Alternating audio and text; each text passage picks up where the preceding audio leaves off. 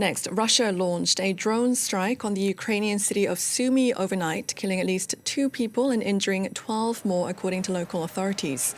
It comes as Russia also fired a new ballistic missile in response to Kyiv's use of US and British longer-range missiles. The Kremlin says the strike on Dnipro was designed to warn the West that it could be used to attack countries supplying military aid to Ukraine. Let's first take a listen to Russian Foreign Minister Sergei Lavrov. Что касается реакции на наш ответ, я так понимаю, Зеленский испугался. Regarding the reaction to our response, as I understand it, Zelensky got scared. He directly began to accuse his hosts of leaving him unarmed in the face of such an action by Russia.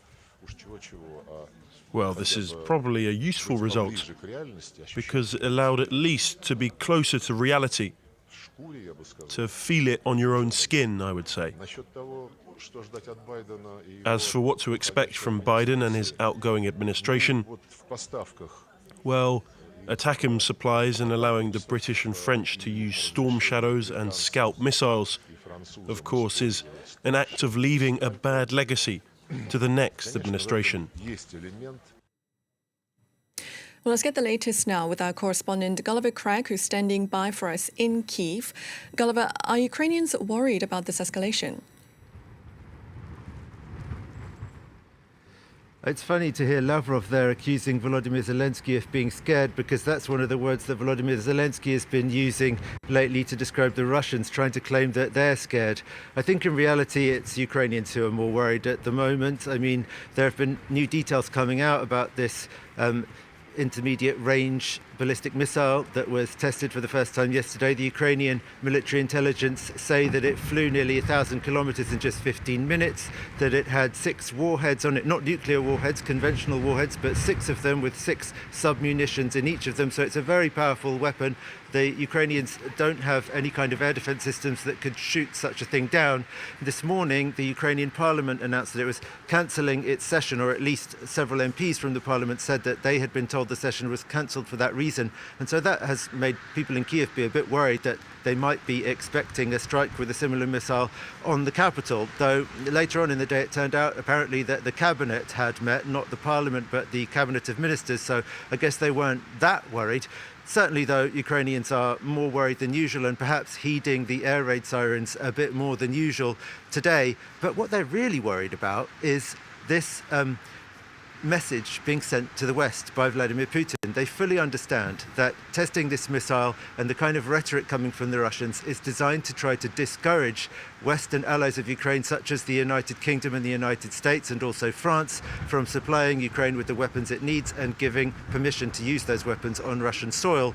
And for the Ukrainians, that's the biggest risk. They really need to have those authorizations in order to have any chance of surviving in this war.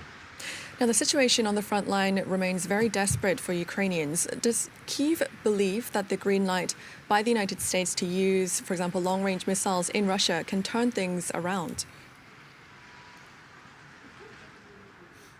I mean, you meet some people who think that it's going to make a big difference, others more, and probably the majority, saying that they think at the moment, with the quantities that have been delivered and the limitations on the permissions that have been given, it will save some Ukrainian soldiers' lives for sure, and so that's a good thing, some civilian lives as well, perhaps not turn the tide. At the moment, things are looking very, very difficult for the Ukrainian armed forces on the front lines in Donbass. Russian forces took yet another village south of Kurakovo in Donetsk region today, a village called Dalnie. They're pretty close to surrounding Kurakovo, which is one of the strategic Ukrainian-held towns in Donetsk region. Some Ukrainian commentators believe that if there were a reorganization of the armed forces with more competent commanders put in charge of more men and an abandonment of the practice that they've had lately of creating new brigades where everyone's new and inexperienced, then they could perhaps turn things around. Because in a sense, given how outgunned and outmanned they are, they're not holding the line too badly. The Russians are advancing, but not that fast. Nevertheless, the personnel problems, perhaps that's the biggest thing really look like something that may prove to be insurmountable for the Ukrainians at this stage. They simply can't recruit and train enough people to hold the line. The Russians have got a much bigger population pool to draw on and a lot more money. They're paying, $20,000 or $30,000 payouts to anyone who joins the armed forces. Ukrainians can't possibly offer anything like that to people they're trying to recruit. They just can't afford it. All right, thank you very much indeed for that update. Gulliver Cragg reporting for us there in Kyiv.